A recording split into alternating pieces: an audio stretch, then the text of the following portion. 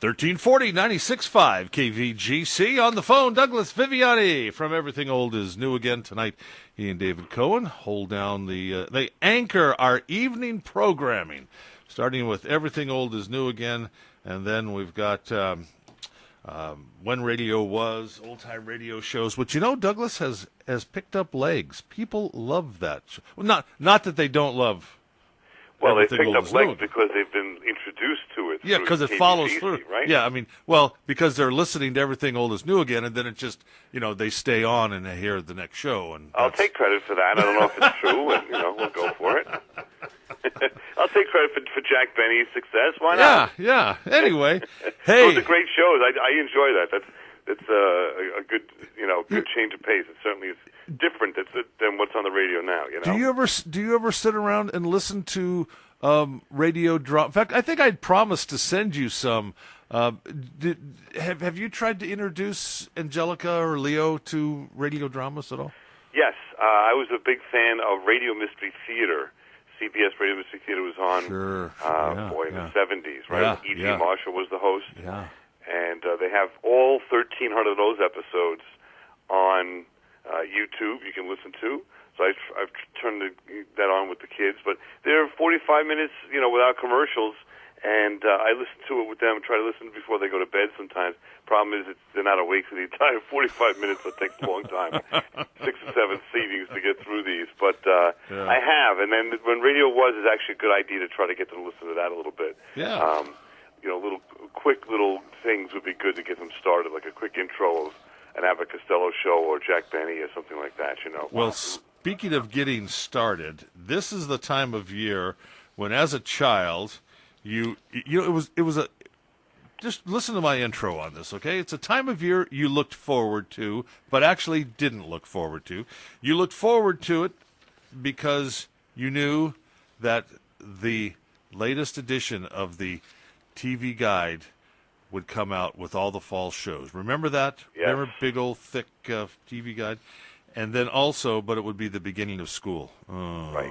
So you wouldn't look forward to that. But man, I can remember just sitting around waiting for two things. And this is something maybe you and I should. In fact, I thought about this, asking you to do this. How do Angelica and Leo tell you and your wife, how do they show you what they want for Christmas nowadays? We used to have the Sears, Montgomery Ward's catalog. I think Spiegel used to put out a catalog. A bunch of people, you know, the Christmas catalog. Yep. And you'd sit there. How many hours did you and your brother sit there in front of the TV and just look at and circle things, or dog ear the pages where there was something you wanted? Absolutely. Make our own list. Yeah. You know? So how do kids do that nowadays? Well, they certainly make their own list, that's for sure. Toys R Us still comes out with I'm going to call it a catalog, but it's maybe about 10 or 15 pages long in the mail you get. But a lot of times it's right off of the TV commercials, too. That feeds them their... So they take little videos or snippets of the TV commercials and then email them to you. Well, you know what it is. Or text them to you. They binge shows like these cartoons that they watch, SpongeBob, or I don't know. There's a bunch of other ones that are on now, and what they will do is they'll watch every SpongeBob for like a month because it comes on and we tape it and ask me to tape it, and then they're done with that show for like a year. But during that month, all the SpongeBobs are on. They're sponsored by the same advertisements over and over and over again. Sure. So they basically have memorized the toys or whatever it is that they want, and they come in and they say, "Can we get this? Can we get that?" Even they're asking me now. So I said, "Well, put it on your list." But that's it. Yeah, there's no real organized. It was nice. Back in the day, we were organized. We had a Sears catalog or something, and you had tons of things to go through and circle and pick out. I'm somewhat embarrassed to say this, but I have started. I've started my fall TV viewing already, and I've learned a lot. I've started to watch the Dark Shadows series again. Okay. And the reason being is I've discovered that I fell asleep during a lot of the episodes. So I can understand the story arc still, but I'm watching, and what's happening is, and I still, because most people know this, I get home about maybe 1, 2 o'clock in the afternoon. I eat my lunch then, and then I sit down and I watch TV for a couple of hours. But what I actually do is, it's world famous here in the area. I take my nap, so I try to watch TV so I'll fall asleep, wake up in the middle of an episode, fall asleep, wake up. It's 3 episodes later, and there's a new character introduced. How'd that? Where'd that person come from? How'd that come? But so I'm discovering things that I didn't know before had happened. I mean, it didn't foul up the story arc or my understanding of the whole show, but I'm beginning. So, folks, just because you've watched something one time doesn't mean that you should not try to rewatch it again. Correct. Things like Shakespeare's great read a second time or heard a second time, and Dark Shadows. They're in the same category. You get different meanings out of different things when you read it. Or for you, it would be like sitting down watching the entire 3 years of Star Trek or whatever. Right. Yes. Same thing. So. Absolutely, which I've done. Hey, along those lines, which show or shows, just like Dark Shadows, would you? Because it's a new fall season now with the TV, right? Uh-huh. I don't really see tons coming out that's brand new. We could talk about it if you want, but forgetting that, if we had a magic wand and could say, okay, here are 3 shows, let's say, that you could watch, that they're going to produce brand new, same cast, same ages, same characters, same writers, just the show ended, and it's now going to restart up again.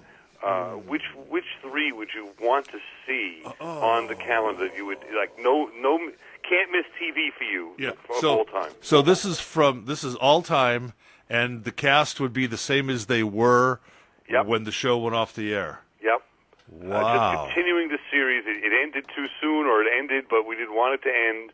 So in a fantasy world, it's going to continue right now. I'll start off just for kicks, just to get the blood boiling. Yeah, no, I've got a couple. Go ahead. Oh, all right. If you have one, go ahead. Well, no. Go ahead. My first one that I would say right away would be Columbo, with Peter Falk. Not the second ones in the 80s. Back when they did it in the 70s, when it was part of the Sunday Night Mystery Movie, Peter Falk. It was on like every third or fourth week. That show, if you haven't seen it, that show is unbelievably creative, funny, but also got you thinking. The whole family would gather around the TV and try to figure out not who did it, because we all knew who did it in the beginning, but how is Columbo going to catch this person? What mistake did this person make in their alibi or whatever it might have been? You know what a great show. When you first said this, the very first show, and I don't know why it popped into my head, very first show was, remember the original, was it Night Stalker? It was with Kolchak. Yeah. Remember that show just popped into my mind for some reason. And yes, I would love to have seen that one go on. That's with the dad from Christmas Story, right? Darren McGavin. Darren McGavin, yeah. I don't know why that popped into my mind, but there was one that was on the BBC America. It was about the Three Musketeers, and that just kind of. But see, the BBC does that, and I'm not any culture hound by any means, and I listen to nothing but the BBC. I just happen to look like a good show. It was the Three Musketeers. It was a great show. But see, the BBC does that. They only do like they call a season like 5 shows, and then it's over. Like miniseries. Yeah, and then it's done.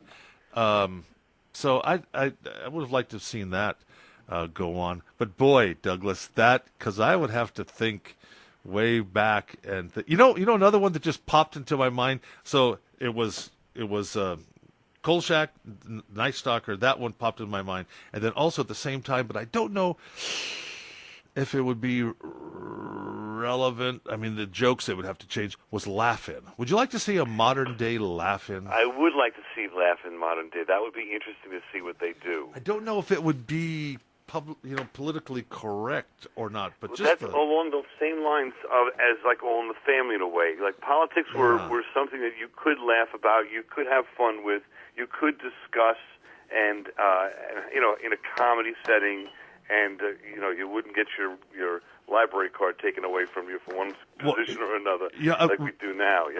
we didn't talk about this, but did you happen to see a few months back when they did the live All in the Family and the Jeffersons in front? Yes, I okay. did. Did you find it hard to watch?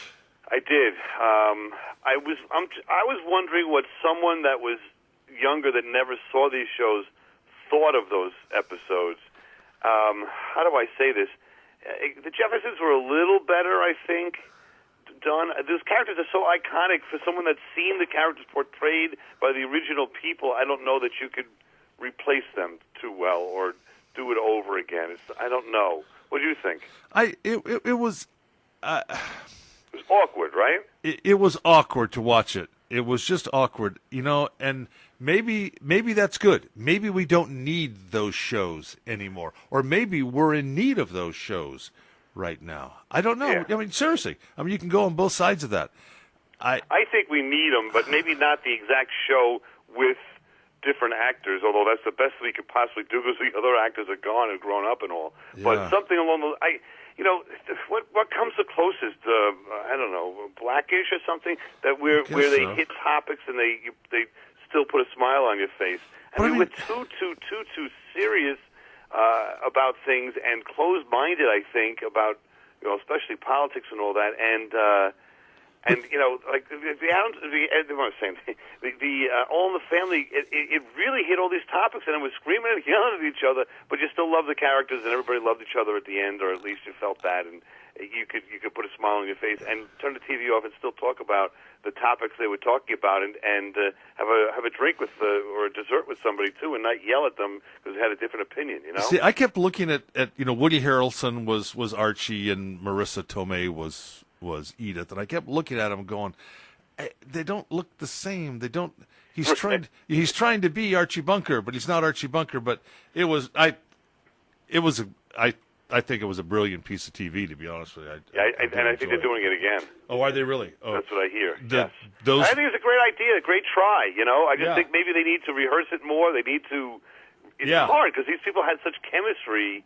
It's an intangible, but how do the new actors come on board and recreate that magic? It's hard. Right. Although they had the same scripts, so they could. Well, listen. I'm going to say one other one just for the kick. Okay, go ahead. You know what I really miss? Tonight Show with Johnny Carson. But these other shows, they just don't do it. I'm sorry. I know. I don't even watch late. I used to watch Conan when before he went to TBS, and nothing. It's just doesn't fit in my viewing schedule. We could tape them and stuff, but we don't because they're not. It's not the same. These interviews are all rote. There's nothing memorable. It's all politics in the beginning. I'm tired of that. I don't want to see the monologues. So I'm already turned off. You know what I mean? Like, and Jimmy Fallon used to do these games. I don't know if he's doing that anymore.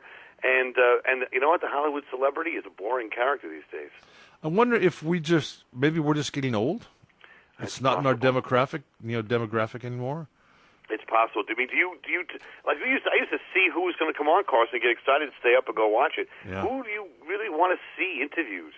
I mean, these people have anything of interest to say? They don't seem to be too exciting these days. I don't know if we need to see. I don't know if we need to wait anymore because we have instant access to everybody. Yeah, no one's so special anymore. Like, yeah, it's true. You would see like Dean Martin with sitting there with George Gobel or something, or some characters, and you go, I've never seen them together before.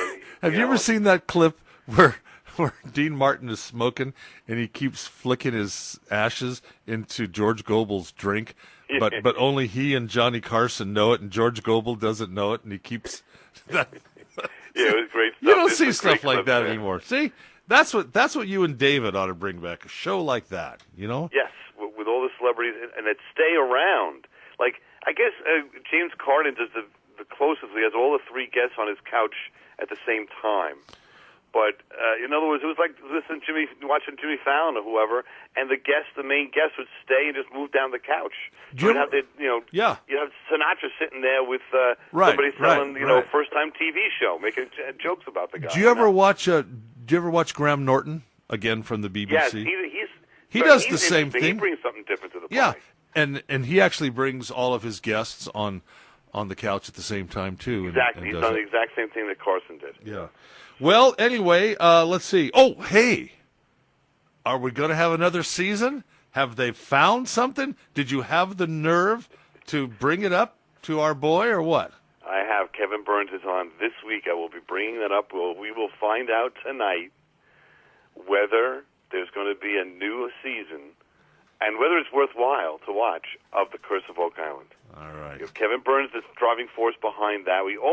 He's come out with a new show. Their host for this show is 87-year-old William Shatner in this show called Unexplained with an X, a little nod to, I guess, to X-Files. I'm telling you, this show is sort of like a exploration into the unknown. And did you like it? Did you like it? I did. I thought it was pretty good. I watched a couple of episodes on demand, and one was on haunted places, and I forget what the other one was about. And it was, I love William Shatner, Bill Shatner, whatever you want to call, because he's not afraid to be himself. And he doesn't care if people think he's a pompous ass or if he's a know-it-all or whatever. It's just, I'm William Shatner. And he's all in. Like, yeah. You can see the enthusiasm for these topics. Exactly. And from what I understand, he's bringing up a lot of these topics to the producers now, saying, which is Kevin Burns, saying, "Why don't we do a show about this? Why don't we do a show about that?" Have you seen that show Holy Moly? It's the miniature. He was on there as one of the guest commentators. I didn't know. Yeah, a couple of weeks ago. Yeah, it was. So anyway, he's a piece of work. He doesn't stop, man. He's great. Tonight and tomorrow night at 6:00, Everything Old is New Again. Douglas Viviani and David Cohen. Will there be another season of Oak Island? Will there be another will there be another week of Everything Old is New Again? You have to tune in to find out tonight at 6:00. Douglas, thank you. We solve all mysteries.